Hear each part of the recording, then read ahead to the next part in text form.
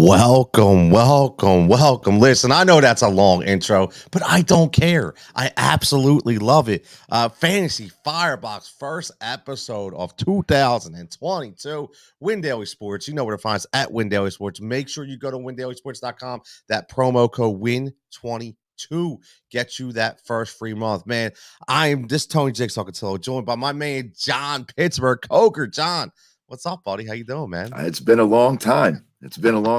What, we've been waiting around since last episode was probably January. Man, yeah, I'm telling you, man, and for the new people that are going to join in, the Win Daily Sports audience that don't know, John, what's this going like? Probably like 6 years, almost like I think it's even longer than that, right? Me and you. It was 2015, I think. 2015. Wow. Yep. When we started the Heat Ratio podcast together in our basement with wires all over the place. But just so everybody knows, listen, John's not going to be a guy that you're saying like on social media all day. But again, those guys that aren't like that are analytical gods, I call them, right? So John is this guy who just cooks up these stats and these projections. John, how long you been doing fantasy for, man? Oh, I don't know. 30 years probably, but yeah, 30 years. I don't know. John has his own spreadsheet, his own projection model, his own everything. So I'm just letting you know, man, this is just no guy just pick off the street. He's got a great mind. We have got a lot of chemistry together. So me and John will be with you today. This is a preview show, but every Saturday, when John can make it, John got a busy schedule too. When John can make it, he will be here. If not, you're going to look at my ugly mug solo for 45 minutes or whatever. But what we're going to do, we get a little different format this year, right? So, we're going to do the triple threat, the fantasy football triple threat. Got a nice image made. We're going to give you a core three, a quarterback, a wide receiver / tight end, and a running back. Those three that we think are going to be top point getters in our book that week. We got the FFVP play for both of us, a fantasy firebox value play. You know the deal with that. And we're also going to have touchdown props. We're going to get a little jigsaw crazy. And we're going to talk DFS values too. Listen, anybody can pick the top guys, right? But who can pick the value guys out of the spot? So, John, I mean, this is because this is a preview show. Obviously, numbers are already out for daily. But again, that's a little far ahead. Let's not even get into that. But this just in general, man, like, I've saw so many talk about, do you go zero running back theory again? Do you not go zero running back theory? And I've been doing drafts. You've been doing drafts. And I tell you, man, like the more drafts that I do, is it just me or after like the top, maybe even 2 or 3 running backs, I don't feel comfortable at all with anybody. I mean, is that just me or is it just the way everything's going this year? It may feel a little bit more like that. I'm sorry. I'm a running back hoarder. All right. I don't care what it is. I mean, it's one of them things you look, I mean, a lot of leagues are even 3 receivers now, but let's just say it's a 2 receiver league. Okay. That's 12 team league, 24 guys starting, but think about how many starting receivers there are in the NFL. When you talk running backs and you got to start 2, there's only 32 starters, if you could even call it that, but you got to start the same number as a wide receiver. So for me, I feel comfortable with the top 13 running backs, and I hope to get 2 of them. Wow, you said comfortable with the top 13. That's a big number, man, because I looked at guys specifically like an Alvin Kamara, like CMC. I'm already starting to see now because people seen some preseason shows, CMC, you hear that talk about CMC's going right up to the top spot. He's be taking number 1. Now, again, let me know if I'm crazy here. I've done 2 drafts, already. I have about 5 more lined up. But number 1 pick, I had the number 1 overall pick in both of those drafts that I've done. 1 draft, I took Jonathan Taylor. 1 draft, I took Austin Eckler. Now, a lot of people said I was nuts. Now, I've all been on record by saying if I'm in a PPR PPR league that gives you those points per reception, that I'm taking Cooper Kupp number 1 overall. John's going to laugh and tell me I'm absolutely nuts. But, John, here's my logic, and tell me if you agree. My logic with that is I can't be touchdown dependent. We've talked about that on the show all the time. And I just feel that if I get a guy like Cooper Kupp or even JJ and Justin Jefferson and gives you that week to week production that he's getting 8 for 80, he's getting 8 for 95, even if he doesn't score. I need Jonathan Taylor to get 25 to 27 carries and hope he gets in the end zone to get that output. So, I mean, do you believe in that logic of theory, or are you still zoning in on that running back at the top spot? I mean, I'm not taking a receiver at the top spot. I mean, once upon a time, I think I took Antonio Brown first overall when he was putting up his career years. What happened to him, But man? I think it was what's that? I said, what happened? Was he that Oh, nuts in Pittsburgh all that time, or what? I don't think all that time, but at some point it was. Wow. But no, I mean, you make a valid point. It still comes down to how many points are these guys scoring? And yes, I agree with you. I do not like being touchdown dependent either. There's probably two guys that I can count on touchdowns. It's Jonathan Taylor and Henry. Those are the only two guys I'll put in the bank. They're getting double-digit touchdowns. Everybody else could be anywhere 6 to whatever. But I mean, if you're getting 6 touchdowns out of your number one RB, they're probably not that good of a number one RB. So I mean, I see your point. The only thing that even though I have Kupp ranked statistically well above Jefferson, I may take Jefferson before Kupp. I don't know. What I will caution you on with Kupp, and truthfully, any player that has finished as the top fantasy player, very rarely do they repeat it. All right. Let alone Kupp put up NFL record-breaking stats. He's probably not going to do that. A regression to 80% still has him a top 2 receiver. You know what I mean? So it's not like it's terrible. I just think people are paying up a little too much for Kupp based on NFL record-breaking year. Nah, listen, I've talked about that before too. I completely agree. To duplicate that season, I mean, we did see it back in the day with Marvin Harrison, but again, that's Peyton Manning on the other side as well, not Matthew Stafford with already a bum elbow that we gotta kind of look at a little bit. Now, let me ask you this: full transparency here. John's got a full spreadsheet. This is what he does, and I'm not going to give out all his secrets, but I want to ask him about his top 5 right here overall. So just to let everybody know where John's thinking. His top 5. This is overall. This is by position. He goes Jonathan Taylor 1. He goes Christian McCaffrey 2. Eckler 3. Kupp 4.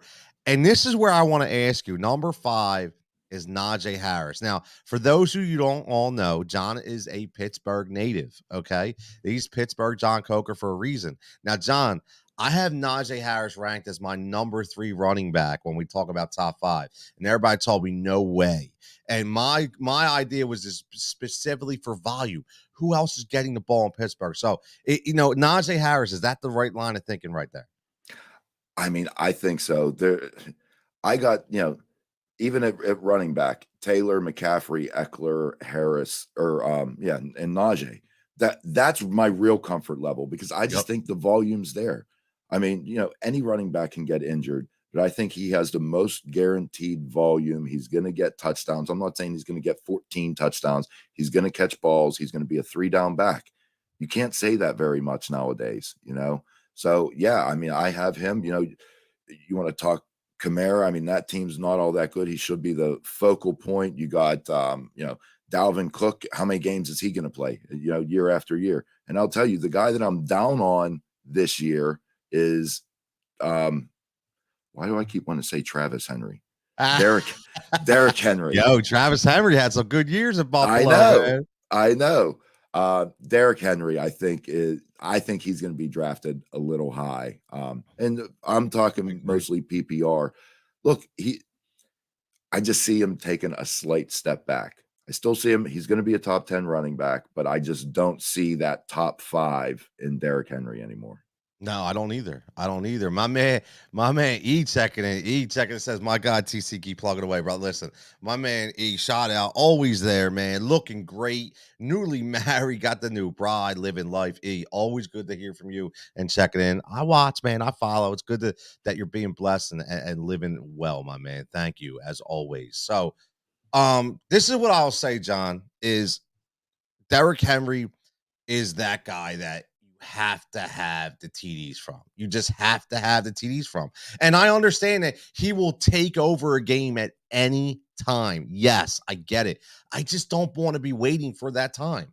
Right? He's one of those guys, I say, not undraftable, obviously, but for my team, for Jigsaw's team, when I'm drafting running backs, I'm hesitant to draft Derrick Henry. And I know it's crazy, but I just want consistency. I don't want to have to worry about, is it going to be this week? Is it going to be next week? I just don't want to worry about it. And listen, he can look as good as he wants, but when you have a foot injury like that as a running back, we watched that happen. And I know a different size, but we watched that happen in Philly and Deuce Staley. Deuce Staley, even though he went and signed a big money contract in Pittsburgh, he still was never the same guy. Okay, those injuries do tend to pop up again. So I'm just scared about that, even though you're not drafting on injury. But John, we could talk all day about these top receivers. We could talk about, but the thing is the gems inside the draft. That's what we want to all know. And if everybody watch, we got a ton of people watching. Listen, guys, any draft questions, whatever it is, make sure you're following us at Win Daily Sports. Make sure you're following, Sirius Satellite XM 87, the Win Daily Show, from Saturdays from 9 to 11, Sundays from 9 to 11. We're going to have a little change up going forward a little bit, expanding the show on Saturdays, doing some different stuff during the week. So make sure you check that out.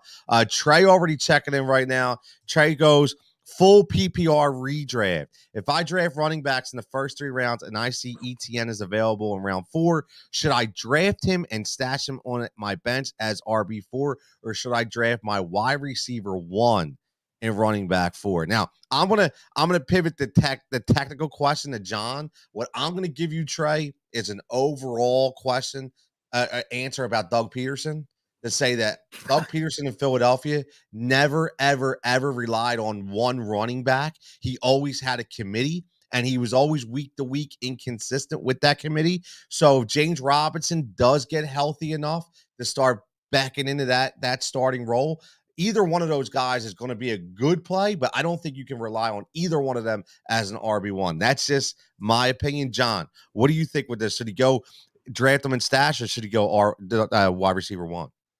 I mean, I think I got to go wide receiver 1. Yeah, I agree. It's not so, all right. More than anything, it's what is your receiving core going to look like if you don't take the receiver there? That's the big question.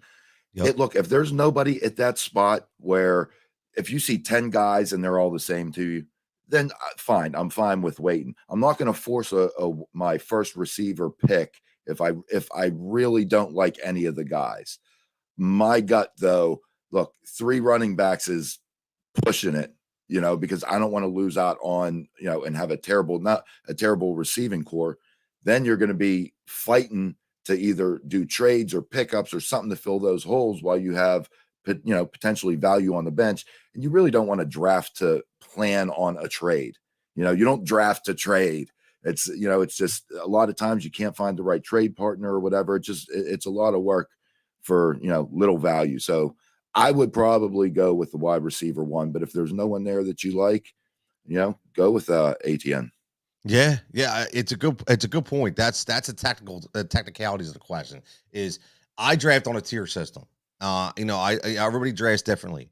And if I'm looking at that spot and ETN is the higher tier in my running back tier as opposed to my wide receiver tier, well then, yeah, I'm probably going to draft ETN. But if you're sitting there and you're looking at that wide receiver room, which I think you really need to look deep into, because there's some gems that you can get later in these drafts at the receiver spot. I'd probably parlay into a receiver because I think they're going to be very, very valuable this year. Trey, as always, absolutely, we appreciate you checking in. As always, make sure you're hitting that subscription button, the like button. Make sure you're following us at Win Daily Sports.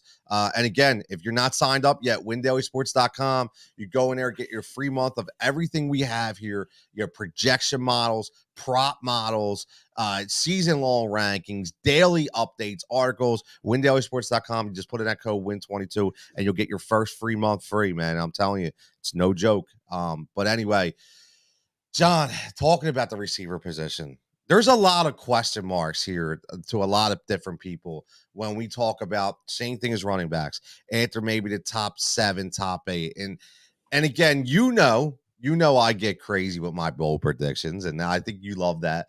And listen, sometimes, like you say, they come out, sometimes they don't. Now, I've been on record with a lot of them already, and I'm not afraid. Listen, they're throwing me out in a national spotlight too, man. When I'm throwing these things out there, I got national people going, what's this guy? Absolutely insane, right? But it's okay.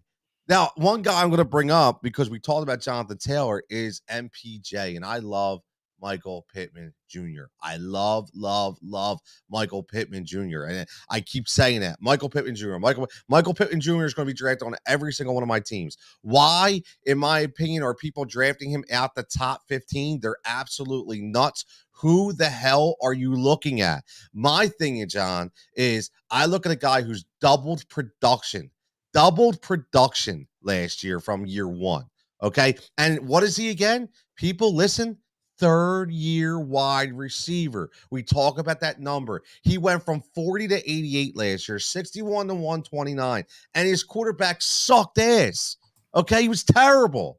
So you think about what he did last year in that system. This is number 3 in that system, and he gets a guy in Matt Ryan that just loves to throw the ball over the middle, which is where Michael Pittman Jr. is going to live. John, I'm on record to say it. I'm going to say it again. Michael Pittman Jr. will be a top 7 fantasy wide receiver this year at the end of the year. Move Stephon Diggs out of your top 7, okay, and bump Michael Pittman Jr. up. That's for me. Where you stand on MPJ? Is that too bold for you to go with, or what? I know you're looking. I was almost fine with it till then you started bump him above Diggs. Then you lost me, dude.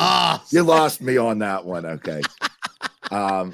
No, I really like Pittman as a rookie coming up. I thought from the get-go that he was going to be, I think he's going to be a really good NFL receiver for a lot of years. He got, he got nice size, body control, hands. I mean, the guy can catch the ball. You look at what his quarterbacks were the past, couple years in the quarterback play, really bad. But the one thing that does concern me though, I know you insert Matt Ryan, but if it's still going to be the same offense, they're not a really big passing offense. Not that they can't be, but is that philosophy going to change? Because that's really the only cap on Michael Pittman. So I'm comfortable with him around 15, maybe 12. I can see him going. I think he's going to. He won't be on my teams because I think he's going to get drafted a little too high for my liking. But I think I expect 90 catches out of him. I expect 1,100 yards out of him. You know what I mean? I just don't know. Then you got to look at that. Like we started out touchdowns. You can't be touchdown dependent. What does he get? If they're anywhere in the 5-yard line, even possibly I shouldn't say in the 20, but they're going to run the ball with Taylor. So, right. He may only get 5-6 touchdowns, which you just have to be cautious if you're taking him as your number 7 wide receiver over, the number 7 receiver. That may hinder him a little bit. Well, again, this is where I'm saying he'll finish. I do think that you're right in the sense that he is getting overdrafted. I get it. A lot of people are drafting by projection, and that's not wrong. But I draft by week to week production from the previous year. I draft by, what has changed. Like John's is saying, what kind of offensive system do they employ? And that's the things you have to look at. You don't want to be touchdown dependent, obviously. But John's got him ranked at number 12 right now. And John, this is John's spreadsheet, right? So John's got him ranked at number 12. Now, but I want to ask you a guy that you have ranked above him. Okay. So is it based on the system? You have Mike Evans above Michael Pittman Jr. Now, are you saying that? Is that based on because it's Tom Brady versus Matt Ryan? Is it because it's Tampa Bay versus Indianapolis? What's kind of your thought process going between those two? Well, first of all, this is all data driven. So this is purely, I didn't put Mike Evans on above Michael Pittman. That's the way the numbers worked out. And by the way, it's a 3-point difference over the whole season. So you're talking. See that? Look at that. In a PPR, that's 3 catches. Nobody in the whole industry can project every player within 3 catches of what they're going to do. So that's one of the things that, on my spreadsheet that I always look at. there can be, especially when you're receivers. Like I could look now, Pittman at 242, Tyreek at 240, then you got 236, 236, 234, 234, 234. There's no difference between those 8 receivers. There's no difference. So, I mean, bottom line is Mike Evans, I see him getting the touchdowns. And yes, if bottom line, the passing game comes down to how many passing touchdowns and yards are Matt Ryan going to throw for, and how many is Tom Brady going to throw for? That's the difference between Pittman and Evans. When you break it down like that, that's why I tell everybody, like, you don't have to reach, right? When the guy asked about ETN, I mean, it was like, look, we have to sit there and think about what the difference of the share is from week to week, and it's really not that much. Now, our man Sticks, who runs our NFL at Win Daily Sports, and again, make sure you go windailysports.com, get your first free month of gold with the Win22 code. He has Michael Pittman Jr. on his season long rankings at number 11.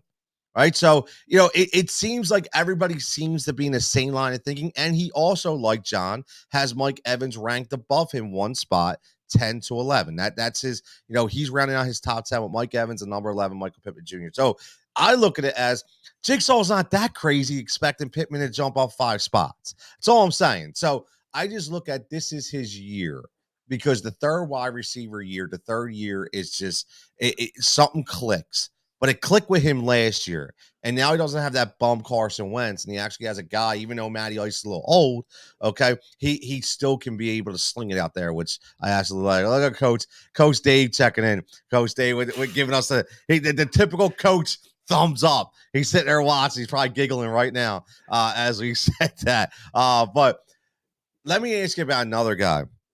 And then we're going to get into risers and fallers, okay? Because this is just for my own personal benefit here. I've looked at a lot of different guys. We had a guy on our show, and Jake Ellenboog, and he absolutely told me that he made a bold prediction. And again, these are just hot takes, which I love because you never know they're going to come out. But he said Allen Robinson could actually out-touch Cooper Kupp this year.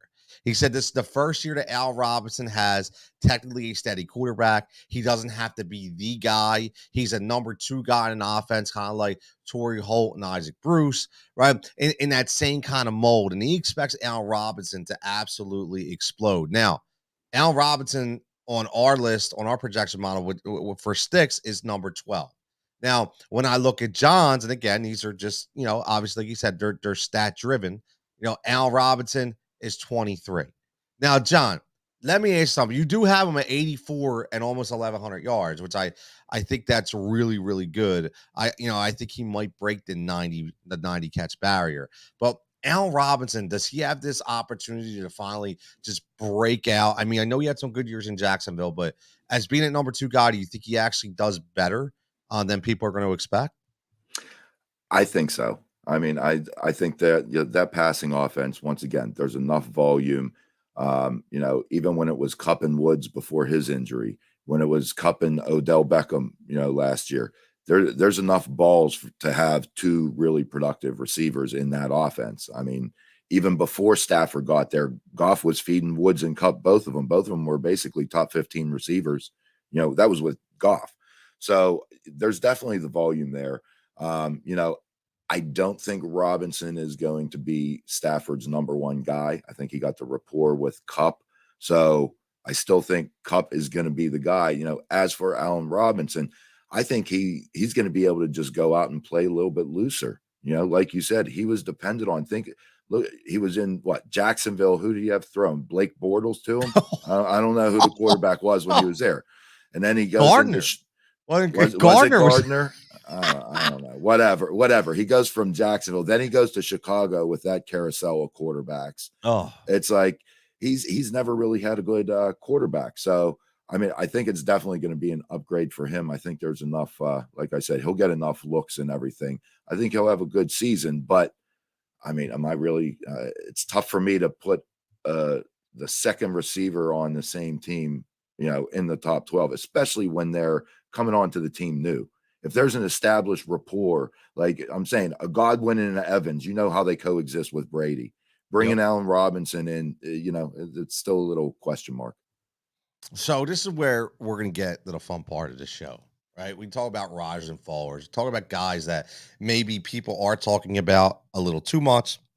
Guys, we expect that maybe you're in that top 15. They're going to fall out of that top 15 this year. I'm going to pat myself on the back again. I keep saying it. I called the Stephon Diggs regression last year. Everybody told me I was crazy, right? But he did regress a little bit. And now we got a guy in Gabby Davis who, Jigsaw's favorite person was Gabby Davis. I mean, John, how many times was I glowing over Gabby Davis? And then he became the guy, right? Now, he's not the number one out there, obviously, but I think we can expect even more out of Gabby Davis this year. So let's have some fun with this, because we all know you win in season long fantasy, you win in round 7 to 12. That's where you win. It's who are those guys that are being overlooked? Who are those guys falling away because people are starting to reach? Who are those guys that people have forgotten? So we're going to mention some guys that I feel, number one, that are going to rise above where they're at. And we're going to mention some guys that maybe we feel are going to fall where they're at. And maybe some guys are going to stay the same. But let me ask you this question, Don, because I was asked this on the show a couple weeks ago, and I was on 95.7 The Fan with Gene Battaglia, great guy, covers the Buffalo Bills, beat reporter, and he asked me, put me on the spot. And again, when you do fantasy and you get put on the spot, you got to think fast.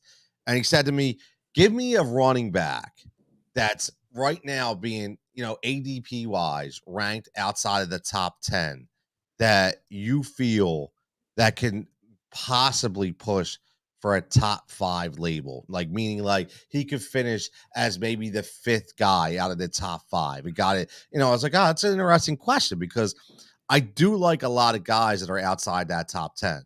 And my answer was DeAndre Swift. And I know some people are keep looking at the Jamal Williams factor and all this, but I am telling you something right now. And we'll ask on the same question also if he agrees with me. But if DeAndre Swift can stay healthy, if he can stay healthy, he is uber talented, man, on a team that is going to like to be dynamic, a team that, because of Jared Goff's limitations with his arm, are going to keep the ball a little closer to the chest. DeAndre Swift is going to be a tremendous guy out of the backfield. You have another year of Monroe St. Brown, who's going to be a PPR monster. So for me, if I had to pick one guy, John, to bump into that number 5 spot by the end of the year, it would be DeAndre Swift that's looking outside the top 10 right now. Number one, what about you? Is there a running back? And what do you think about DeAndre Swift when it comes to that?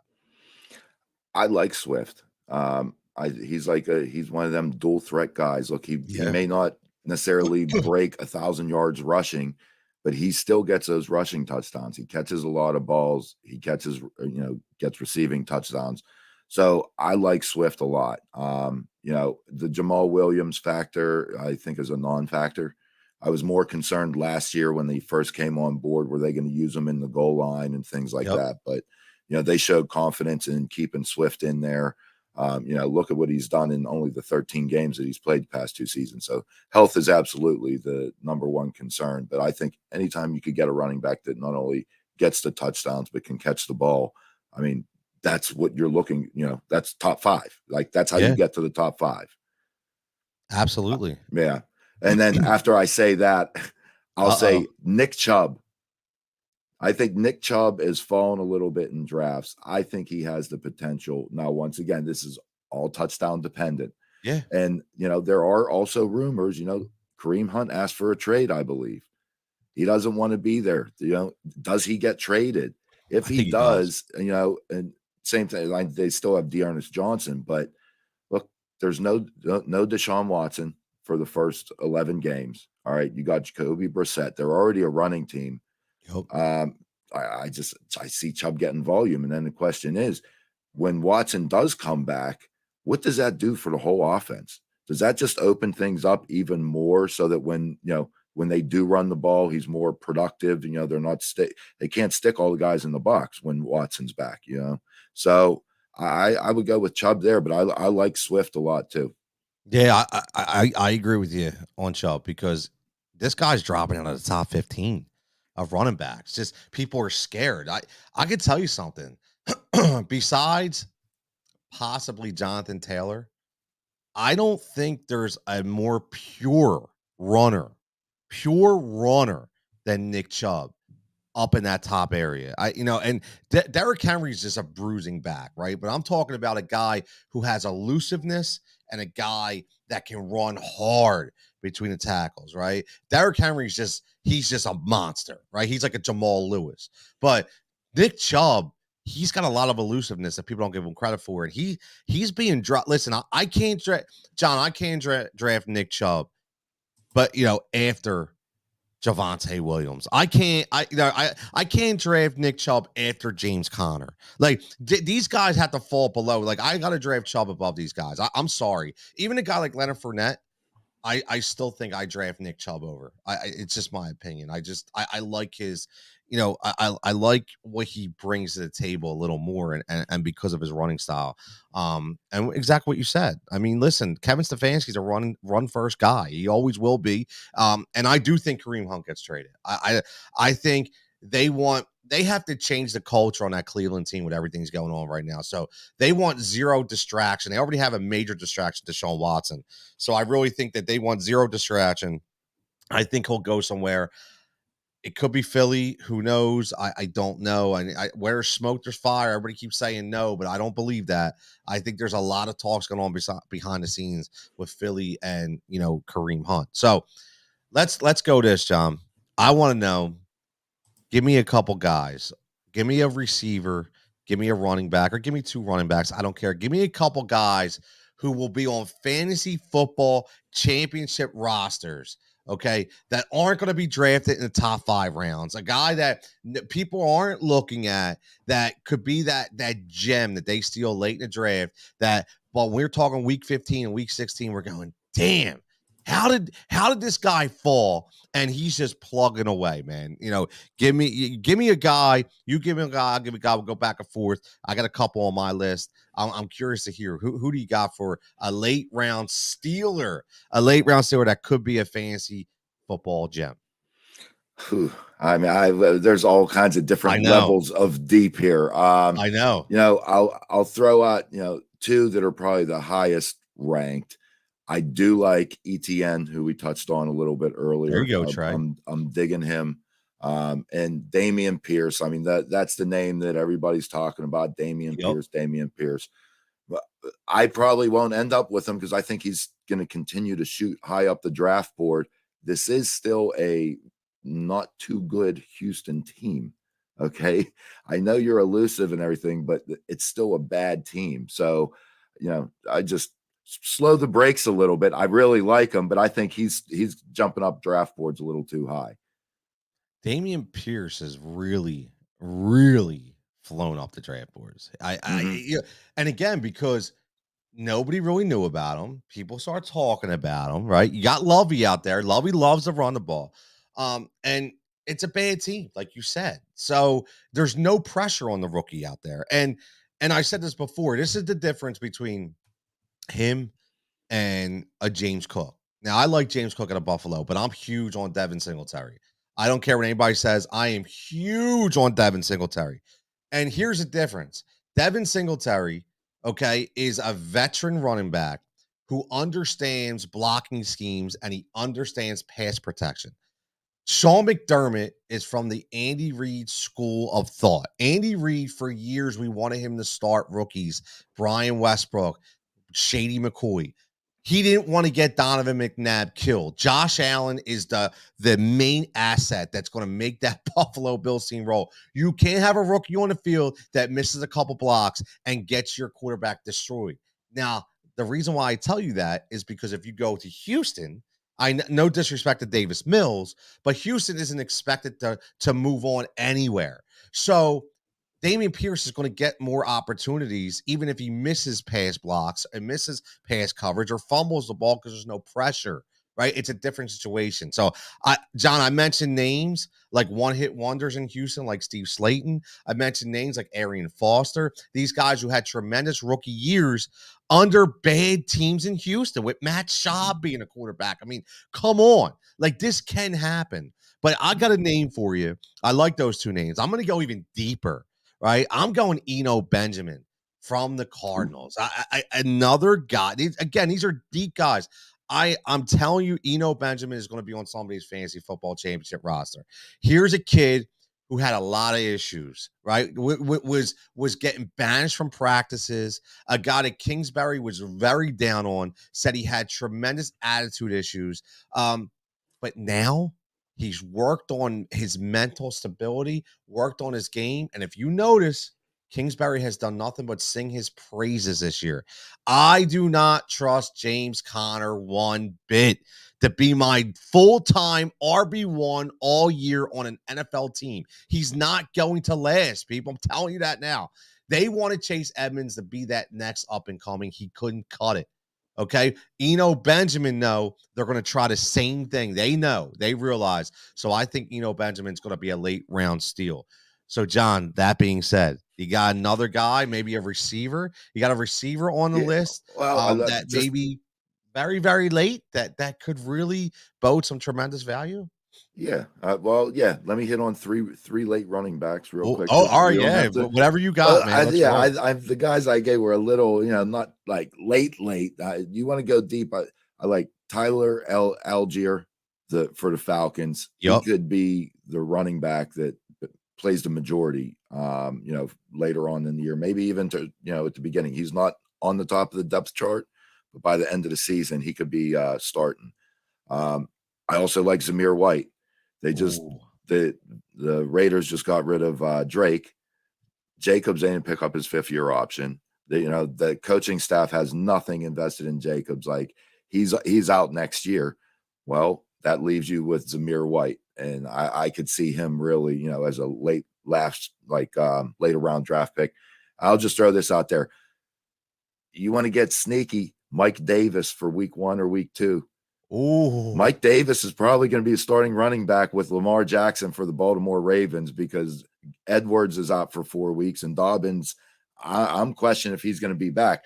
I'm just saying, if for some reason, I don't know who the Ravens got in the first 2 weeks, but it could be a sneaky last pick. Like, I just picked up my starting running back for the first 2 weeks. I like that. In terms of receivers, I'm really, as much as I like the running backs as late, I don't like many of the rookie receivers. I'm not feeling it. I don't see them getting the volume to really be viable. Yes, possibly on a week, any given week, sure, but not with consistency I'd put in my lineup. The youngest guy I have is Josh Palmer with the Chargers. He's going to be their number 3. They love the guy. I mean, I think it's only his second or third year. I'm not quite sure. He's a young guy. They like him. Herbert got plenty of balls to go around and feed him. Williams, with the attention on Allen and Williams, I see him getting, having a lot of open looks or playing against, the third corner or whatever it may be. And then I'm going to throw out 2 other. Michael Gallup. I'm sorry. I still think he's going to be the number 2 receiver with Dallas. First 2 weeks, he may not be at full speed, but I still like Michael Gallup. He's really coming on last year before the injury. And DJ Chark, I think, is just a lost guy. You said Amon-Ra St. Brown earlier, I believe. But DJ Chark, they signed him for a reason. All right. You don't just go out and pay this receiver to do nothing. So and he's a decent player. He fell out of favor in Jacksonville. But I could see as a late round guy, he could surprise some. What do you think? What do you think about those 3?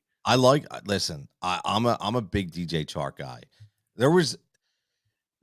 People forget, guys, when they play in bad situations like Jacksonville, and they forget once they play how good they were, and then they get hurt, and then he kind of goes off the scene. This is a big play, a big bodied receiver, right? And this is exactly what Jared Goff needs, right? It's what he needs, because they drafted Jameson Williams, who's not going to be ready, right? Who's not going to be ready.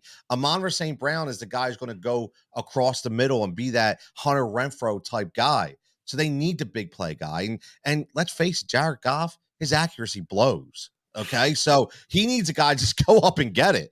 Right. So I think it's a great spot. Now, when we look at these receivers, I'm going to give you Josh Palmer. I'm going to tell you something right now. Everybody, we had David Meltzer on Sirius on Sunday night, and he's a guy who is out in San Diego. I know it's LA, whatever they're called now, right? Because I always get it wrong, right? So, but he couldn't stop glowing about Josh Palmer and he's at their practices every single day, and he couldn't stop glowing about how good this kid is and how they want him to be that guy. So I'm going to go deep too.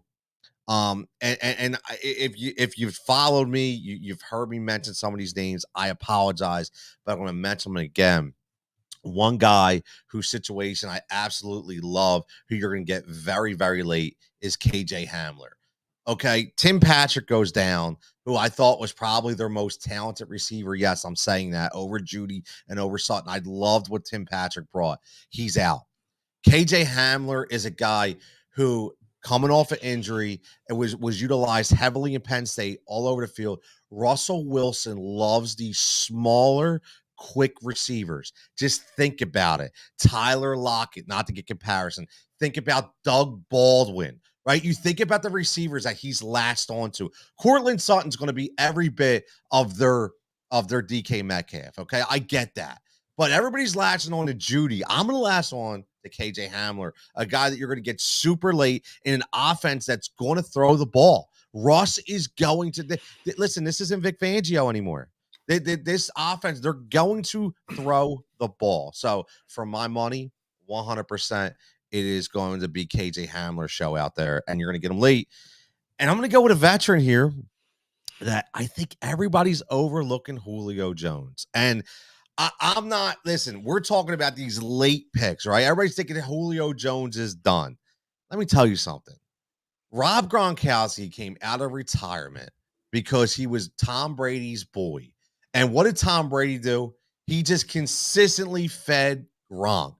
Tom Brady, when he got Randy Moss, has consistently fed Randy Moss. Now, is Julio Jones that guy? No.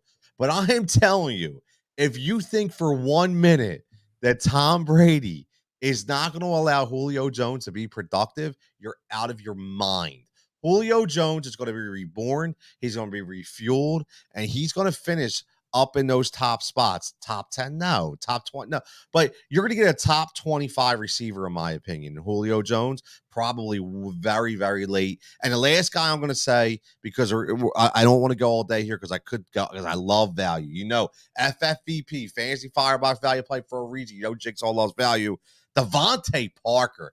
Go out and get you some Devontae Parker shares. Mac Jones could be the most talented quarterback out of that class when it's all said and done, and he has not had a guy to be able to consistently catch a up and out deep ball. Jacoby Myers is a great possession receiver. He's not Devontae Parker. Devontae Parker dealt with some trash in Miami. Okay, he's going to go out there, and they know how to utilize him. So there's my John.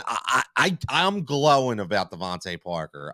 Again, these are late round gems. This is where you win sometimes. This is where you win, man. So I know, John, listen, and before we get out of here and go to more, but just any other guys, it could be any position that you want to mention as far as, keep an eye on the situation, keep an eye on these guys late in draft. Any final thoughts here? I would say final thoughts in terms of the running backs. There's still a lot of committees out there. So believe it or not, fantasy football is a lot of luck. We could do all the research we want.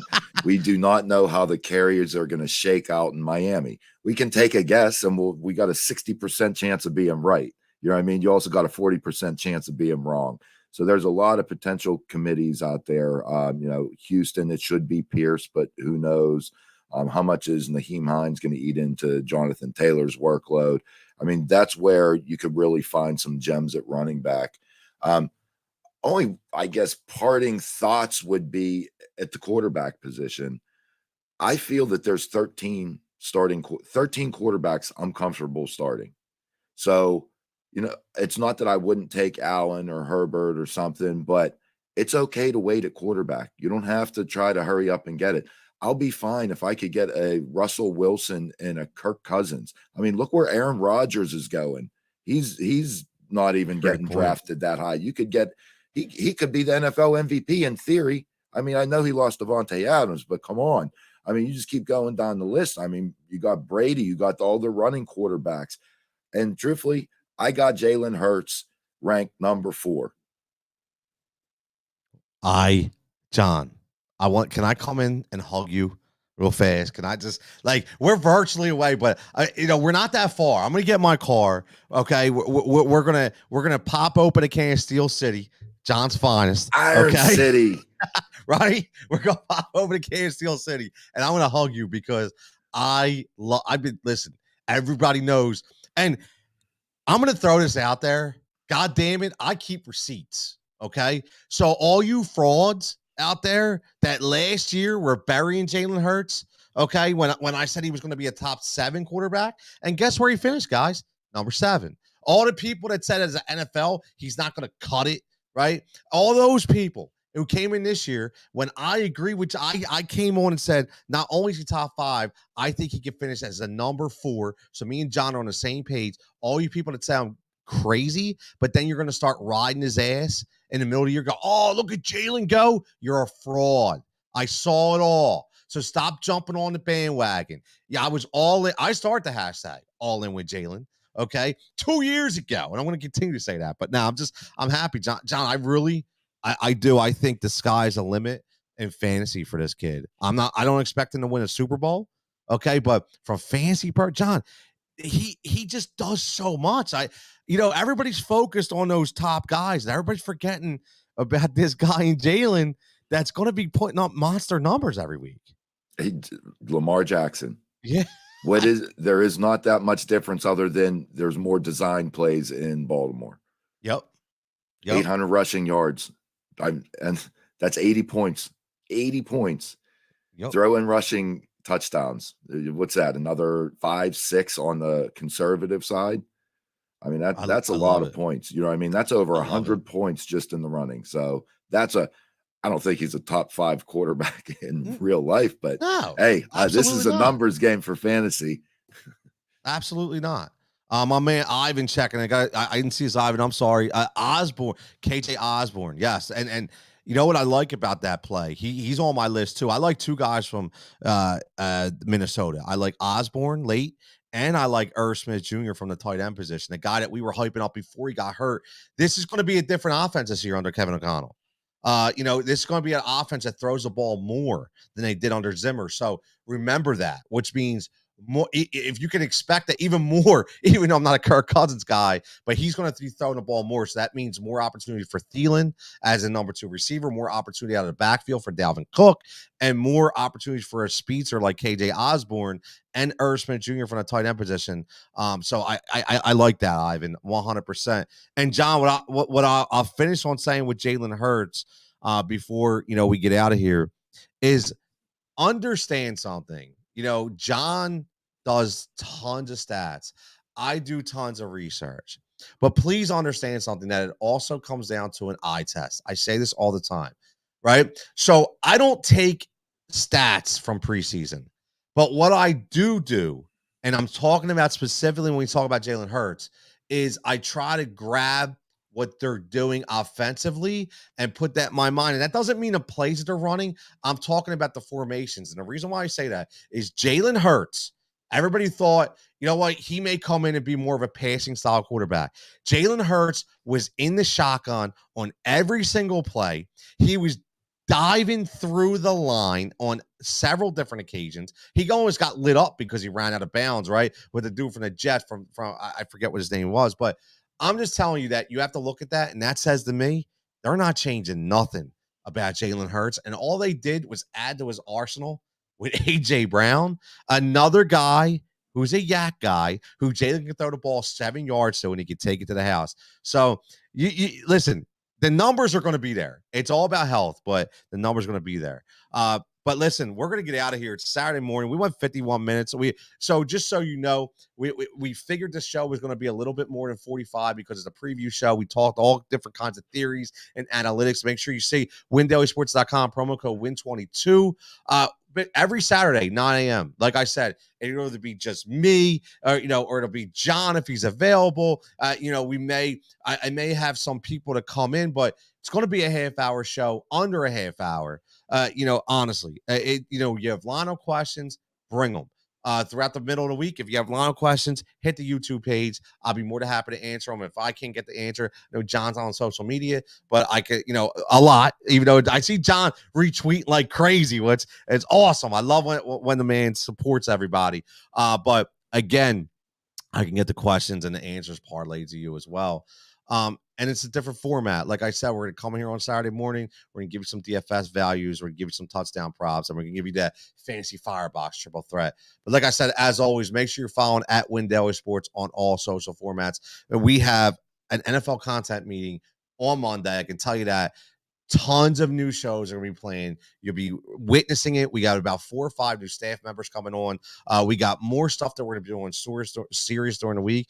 Keep an eye out for, just throwing it out there on series. There's going to be a thing called Jigsaw's Crazy Props. Just throwing it out there. But we'll see. We'll see what happens. It's always going to be fun. But as always, everybody enjoy your weekend. Stay tuned, too, for the 5 and 5 will be coming up. MLB 5 and 5 with yours truly, me, and Dave Glockner, filling in for Adam, who's on vacation. So, as always, everybody, like we say, stay safe and stay healthy. Stay profitable. Stay profitable. That's a big thing. You want to stay profitable. And we'll catch you right back here next week.